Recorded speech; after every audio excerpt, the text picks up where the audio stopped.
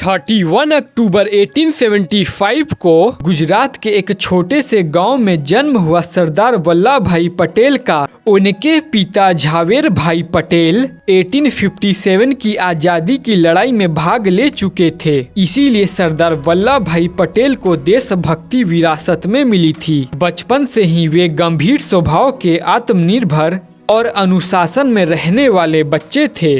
उनके बचपन की एक मशहूर घटना है, बिना दर्द दिखाए उन्होंने अपने खुद का फोड़ा काट लिया और यहीं से लोगों को समझ में आ गया था कि ये बच्चा साधारण नहीं है। सरदार वल्लभ भाई पटेल की पढ़ाई किसी बड़े स्कूल या कॉलेज में नहीं हुई थी और उन्होंने वकालत लॉ की पढ़ाई खुद के पैसों से की कि जब उन्होंने फैसला लिया कि वे इंग्लैंड जाकर पढ़ेंगे और उनके परिवार की हालत भी कुछ अच्छी नहीं थी, लेकिन उन्होंने हार नहीं मानी और 1910 में वे इंग्लैंड गए और लंदन से लॉ की पढ़ाई पूरी की, वे भी टॉप रैंक के साथ। और यहीं से शुरू हो गई एक मजबूत और निडर नेता की यात्रा। फिर भारत लौटने के बाद सरदार पटेल एक सफल वकील बन चुके थे। उनके पास पैसा, सम्मान सब कुछ था, लेकिन देश गुलाम था। फिर 1920 में महात्मा गांधी से मिलने के बाद उनकी जिंदगी बदल गई।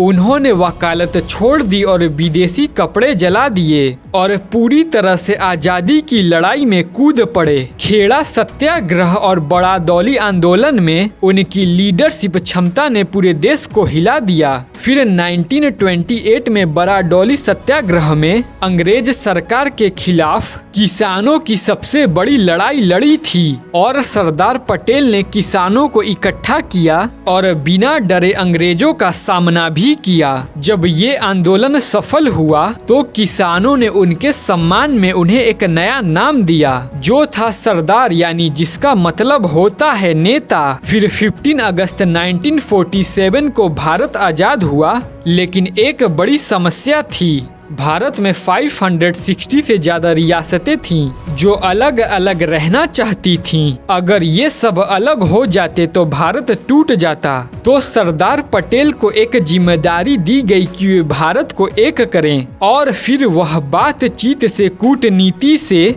और जरूरत पड़ने पर शक्ति से सभी रियासतों को भारत में मिला दिया। इसीलिए उन्हें कहा जाता है आयरन मैन ऑफ इंडिया। और आज दुनिया में सबसे ऊंची मूर्ति सरदार वल्लभ भाई पटेल की है, जिसे स्टैचू ऑफ यूनिटी भी कहा जाता है, जिसकी हाइट 182 मीटर है और यह मूर्ति गुजरात में स्थित है। और ये मूर्ति सिर्फ एक पत्थर नहीं बल्कि भारत की एकता का प्रतीक है। 15 दिसंबर 1950 को सरदार वल्लभ भाई पटेल ने इस दुनिया को अलविदा कह दिया, लेकिन उनका सपना आज भी जिंदा है। और आज जब भी हम एक मजबूत भारत की बात करते हैं तो सरदार पटेल की सोच हमारे साथ खड़ी होती है। तो दोस्तों, ये थी सरदार वल्लभ भाई पटेल की पूरी कहानी। अगर आपको ये वीडियो पसंद आई तो इस वीडियो को लाइक करें, अपने दोस्तों के साथ शेयर करें और चैनल को सब्सक्राइब करना ना भूलें। Thank you for watching.